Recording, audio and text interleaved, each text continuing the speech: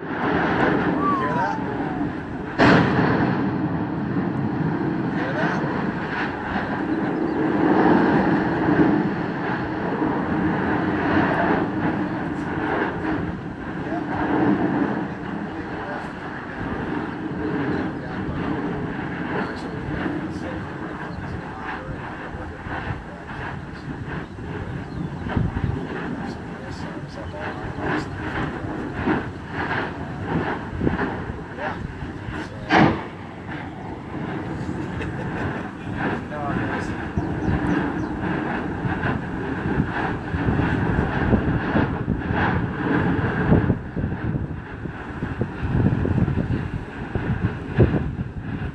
Hi, this is Fissure 18, I'm guessing. So there's Kapoho over there,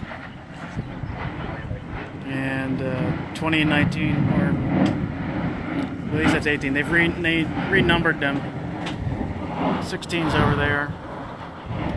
The sound you're hearing is actually the vents, the steam and gas coming out there.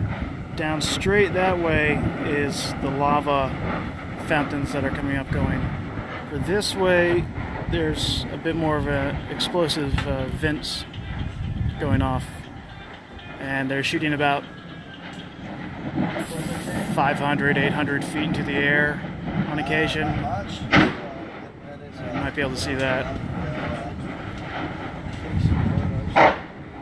Those houses down there have had some lava bombs fall on top of the roofs, and the people who live at the house I'm visiting here, some friends, they've been taking care of getting the lava bombs off the roofs and stuff like that. I think it's maybe caved in a wall or two over there.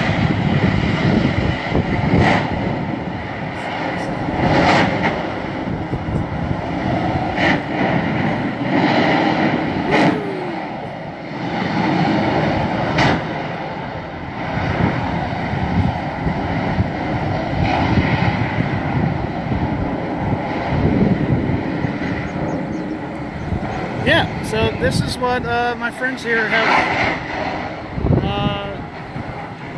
So what's been going on here for the past couple weeks is this kind of events. These have been a bit more explosive, I think, the past 4 or 5 days. These events a bit more downhill from when the first fissures had opened.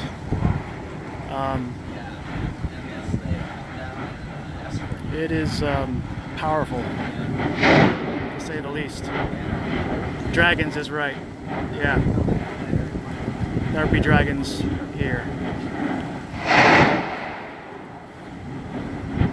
So I'll probably be here a little bit later at night. Maybe I'll do another stream.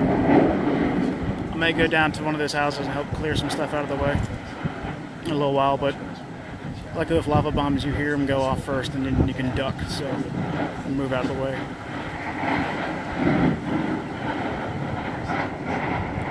Look up, that's sort of the sky's been going darker blue tinge, and the yellow, you can sort of see the red tinge in the clouds there. It's from that sulfur dioxide causing a little bit more red up above. But the fissures, they go all the way out that way. The rift is all of this here. It goes all the way down to the ocean. Back behind there, that sort of light brown stuff, that's the old lava flow from 55, and so this is not an area that is inexperienced with lava by any means. You can see different lava fields down the way.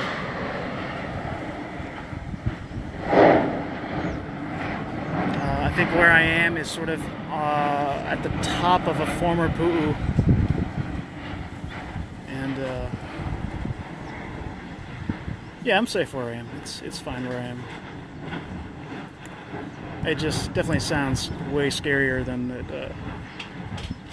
it might be. So, sort of sharing the weird, intense power that's happening here on the islands. So yeah, I'll definitely stay here till evening to watch this stuff go off for a while. This is insanely insane. I mean, insanely insane is correct. So many homes have been destroyed by these fissures in the lava that's been coming up. So, while both amazing and powerful, it's also extremely sad and disheartening as well.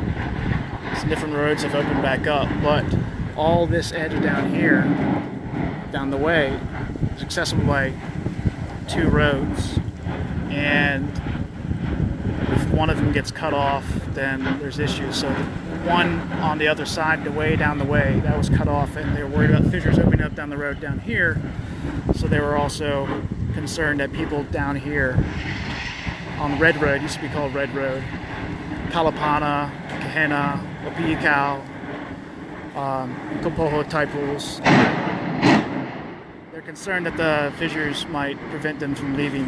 The air quality down all this way is also super terrible because the wind's blowing the trades this way. So the wind is keeping the gas coming up here. But all that gas, that sulfur dioxide, is going down towards Opiikau, Kahena, Kalapana. So the air quality is absolutely terrible. And I drove past a couple places today with lines of people waiting to try and get air masks so they can safely enter their homes and check on their property. They want to be able to breathe. That sulfur dioxide is really terrible on the lungs. So it's been going on steadily since I think he said 4:30 Saturday morning.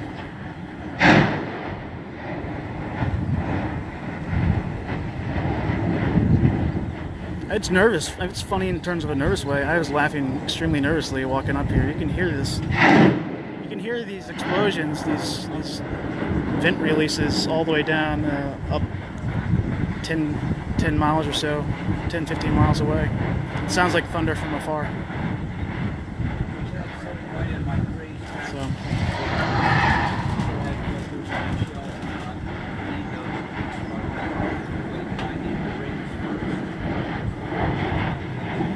So more fissures are probably going to open.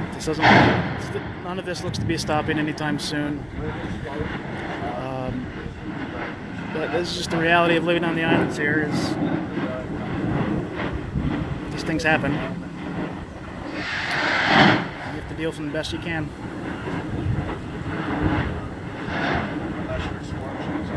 It's a beautiful day here. Gorgeous day all over the island. So at least there's that. Yeah, so inside the vents, there's definitely groundwater from the ocean and all that stuff. So that all that lava is coming from the magma chamber underneath Kilauea, and the tube essentially, comes down from the summit down the rift. So this is all the rift down here. All this is the rift, and so all the magma was moving down into the rifts here. So yeah, it's just a fissure fault line essentially, with pockets of gas and steam, and so that's what we're getting here is a mix of steam, sulfur dioxide from the magma mixing. So that's mostly what you're hearing and seeing is that's a lot of steam.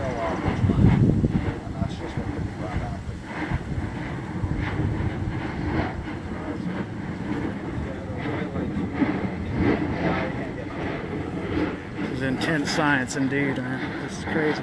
Up at the summit of Kilauea, there's a big ash event today. Some rock falling into the lava lake, creating a big ash cloud.